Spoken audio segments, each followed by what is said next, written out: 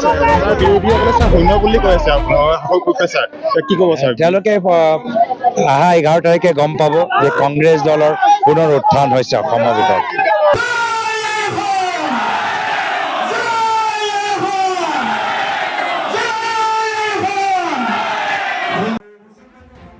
ৰাজ্যজুৰি পঞ্চায়ত নিৰ্বাচনৰ প্ৰচাৰ তুংগত হৈ উঠাৰ সমান্তৰালভাৱে আজি সাংসদ গৌৰৱ গগৈ চৰাইদেউ জিলাত কংগ্ৰেছ প্ৰাৰ্থীৰ হৈ প্ৰচাৰ কাৰ্যসূচী ৰূপায়ণ কৰাৰ উদ্দেশ্যে উপস্থিত হয়।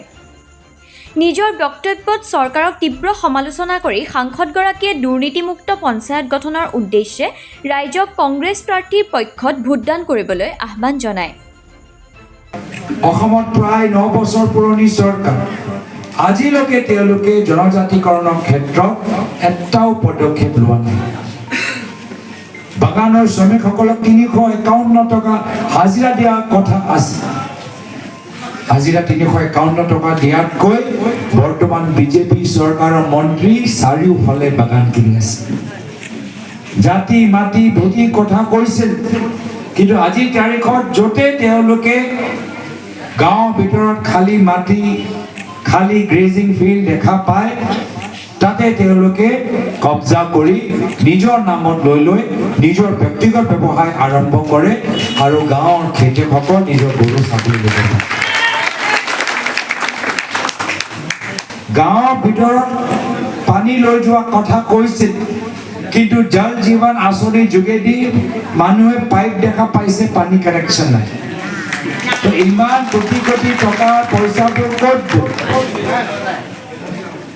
আজি বৰ্তমান চৰকাৰ দিনৰ ভিতৰত গাঁৱৰ ভিতৰত আটাইতকৈ বেছি মদৰ দোকান খোলা আমি দেখা পাইছোঁ। স্কুল বন্ধ, মদৰ দোকান খোলা, আৰু নিবনুৱা যুৱকসকল হতাশ হৈ উপায়হীন হৈ এতিয়া ড্ৰাগছ খাবলৈ আৰম্ভ কৰিছে। আমালোকৰ বাবে এটা ভয়াৱহ পৰিস্থিতি। উপায়হীন এই যুৱকসকল আজি বিভিন্ন ৰাজহুৱা বজাৰত গৈ ৰাজহুৱা অঞ্চলত গৈ উৎপাত কৰিছে, অপৰাধ কৰিবলৈ ধৰিছে। আজি উপায়হীন, আজি কিছুমানে কয়লা বালি শিল পাথৰ কাঠৰ চিণ্ডিকেটত সোমাই গৈছে। তো ক'ত গ'ল আমাৰ উন্নয়নৰ অসম? ক'ত গ'ল আমাৰ উজ্জ্বল অসম? মুখ্যমন্ত্ৰীয়ে কৈছে যে তেওঁ অসমখন ভাৰতৰ শীৰ্ষ 5টা ৰাজ্যৰ তালিকাত লৈ যাব, কিন্তু উন্নয়নৰ ক্ষেত্ৰত লৈ যাব পৰা নাই। আৰু নিজে তেওঁ ভাৰতৰ কোটিপতি মুখ্যমন্ত্ৰী তালিকাৰ ভিতৰত সোমাই গৈছে। আজি তেওঁ কৰৰপতি হৈ গ'ল, তেওঁ কোটি কোটি টকা পইচা। আজি দুখীয়া মানুহ দুখীয়া হৈ গ'ল আৰু মুখ্যমন্ত্ৰী কৰৰপতি হৈ গ'ল। এয়া হ'ল বিজেপি দলৰ পৰিৱৰ্তন। আৰু সেইকাৰণে ভিতৰত ভাল ভাল যুৱক যুৱতীসকল, হাইলি কোৱালিফাইড ব্যক্তিসকল আজি আমাৰ প্ৰাৰ্থী হৈছে। এইটো কি প্ৰমাণ কৰে? এইটো এই কথাটো প্ৰমাণ কৰে যে গাঁৱৰ সচেতন নাগৰিক, সচেতন ৰাইজ আজি কংগ্ৰেছৰ লগত আছে।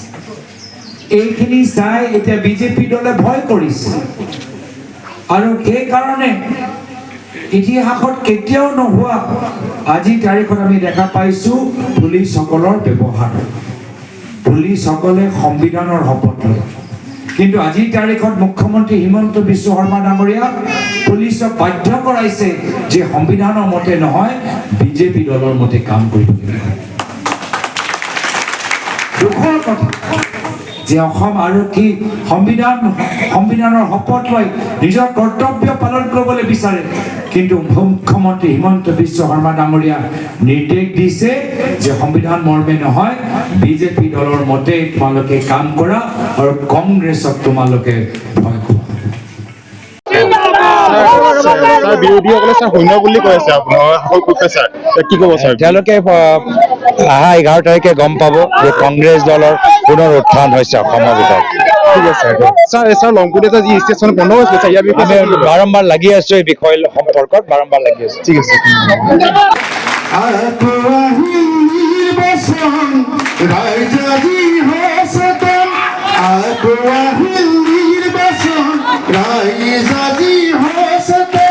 সকলোৱে বিচাৰিছে